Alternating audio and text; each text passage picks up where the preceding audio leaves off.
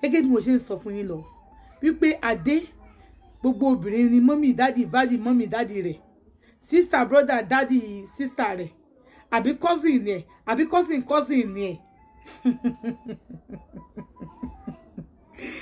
ṣé ẹ ti ẹ̀rí tàn ségesège promise yìí mo ní kí n fílẹ̀ tẹ́lẹ̀tẹ́lẹ̀ wípé kí n tètè parí ìtàn kan tán gbélé mi lọ́wọ́ tí mi fẹ́ kó kọjá páàtì 10 lọ ìyẹn deceiver torí pé crime story ni àmọ́ ẹni tó ní ségesège promise ó ní láà àfi kí n parí ségesège promise ẹ̀yin má bá mi ká lọ.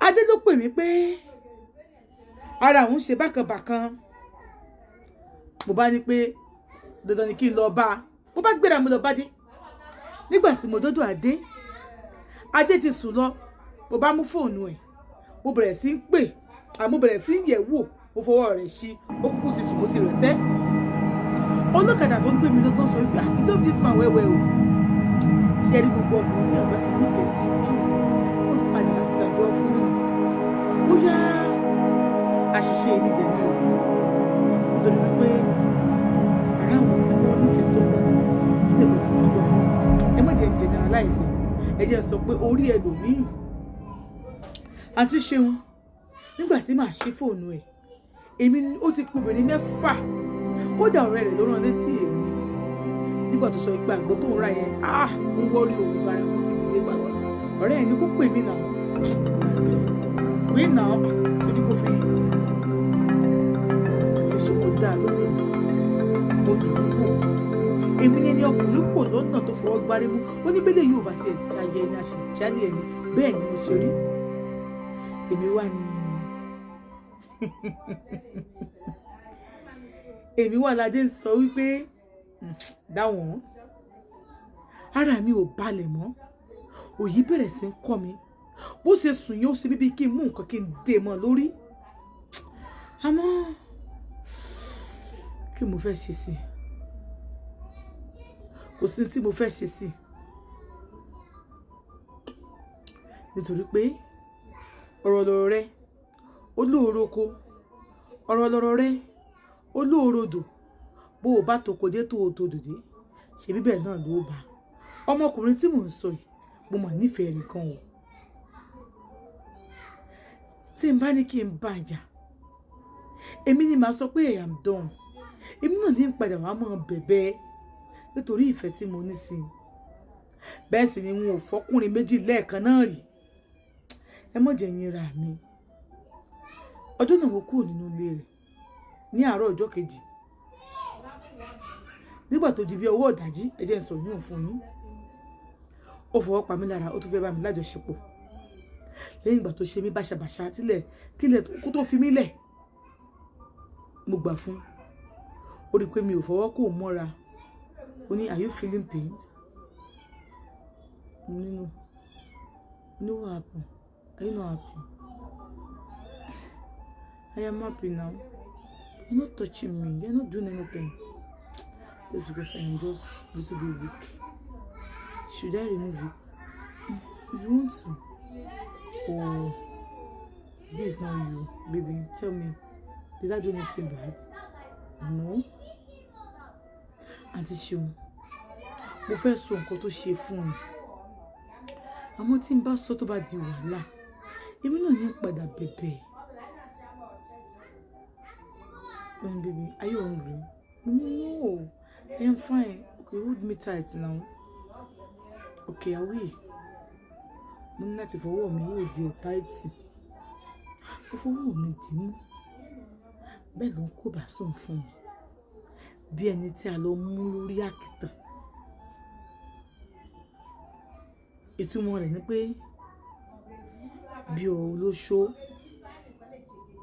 ọmọ bẹ́ẹ̀lẹ̀ bí irú kọ̀ọ̀pù gẹ̀ẹ́lẹ̀ bẹ́ẹ̀ ló ṣe ń ṣe mí ọmọ náà sọ bẹ́ẹ̀ nítorí social media nígbà tá a ṣe tán mo wẹ̀ mo ti wẹ̀ láti gbà yẹn mo ti wá múra sílẹ̀ mo ti wọṣọ ní kí ló ṣẹlẹ̀ ní kò sí nǹkan kan mo kò fẹ́ wọṣọ ni mo lọ jókòó sí sitting room òun náà ó tún padà sùn lọ. Bí ilẹ̀ ṣe mọ́ báyìí ni mo gbéra àti ṣeun ni mo kọrí sílé wa. Mo délé mo sunkún ojú lòun ò ràn mí iṣẹ́.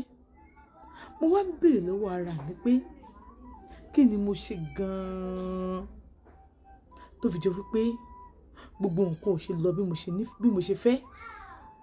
Àǹtí Ṣeun,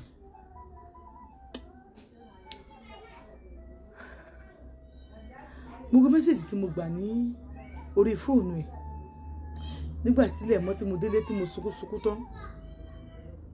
Mo sẹ́ǹdì ẹ̀ sí padà. Mo sẹ́ǹdì ẹ̀ sí kó lè rí àwọn mẹ́sẹ̀jì yẹn. Ṣé bó yẹ kó bẹ̀ mí ni pé baby I am sorry. Kò bẹ̀ mí o. The next thing tó máa sọ tó bá yá kí n máa sọ pé òun ṣe báyìí fún mi. Can you just imagine what kind of guy are you? Go inside your boyfriend phone to search. Hey now, wọ́n sọ pé kíní kan, I don't know you are desperate like this. So tó bá rí kan tó jù bẹ́ẹ̀ lọ́nà, ó máa pa mí ni o. Ó máa pa mí nìyẹn. No, I can't do this. Èèyàn tí mo lọ sùn lé ẹ̀mọ́jú tó bá mi lájọṣepọ̀ tó fẹ́ yọ bàǹtẹ́ abẹ́ mi lé mi lọ́wọ́. Èmi náà wá gbé fóònù. Mo wá sọ fún wípé ká ní àbúrò ẹ̀ ni wọ́n treat bẹ́ẹ̀ yẹn, ṣé inú ẹ máa dùn? Ó ní don't ever in your freaking dirty life, don't ever mention my sister again. She's not stupid as you are. She's not useless like you. She's not doing this around like you. Ha! Èmi ni wọ́n ń fọ́ọ̀kì àráǹdì.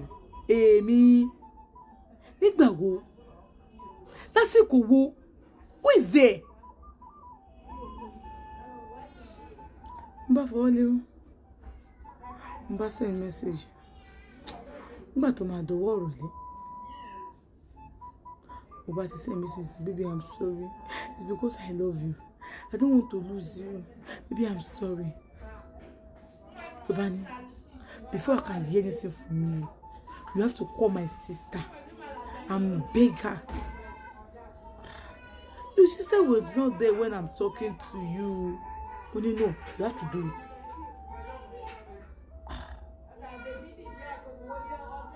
I don't have your sister number.